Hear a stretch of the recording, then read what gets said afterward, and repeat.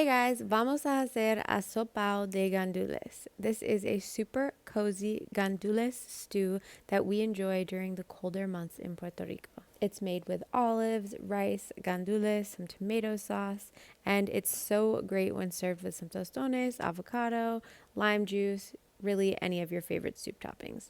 So we'll start in a pot over medium-high heat with some oil. I'm using achiote oil, but just a regular oil will work too. And then we're adding diced onion and diced bell pepper.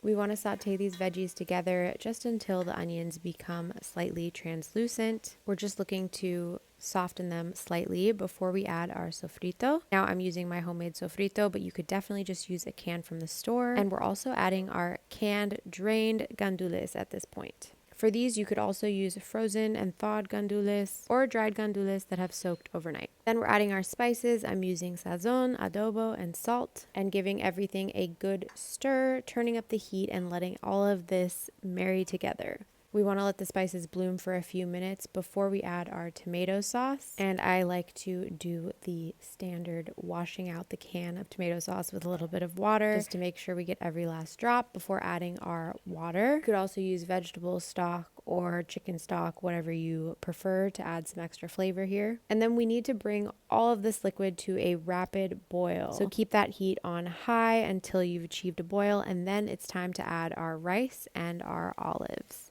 I'm using whole pimento stuffed olives here, but you could really use sliced ones. You can skip the olives if you're not into that. It's totally up to you. Again, we're going to stir everything together and bring it to a boil before we cover it, lower it, and stew for about 15 to 20 minutes or until that rice is cooked through. Now, when you first uncover it after those 15 to 20 minutes, you'll see that the liquid has gathered at the top, but once you give it a stir, you'll notice that this has significantly thickened as the rice has absorbed a lot of that broth. At this point, I like to give it a taste for salt and pepper or any other spices that I want to add. You can add those and then serve. Like I said earlier, I like to top with cilantro, some sliced avocado, a good squeeze of lime juice. Then, if I have the time, I love serving with some freshly fried tostones. If you give this a try, please let me know in the comments what you think, and I hope you enjoy.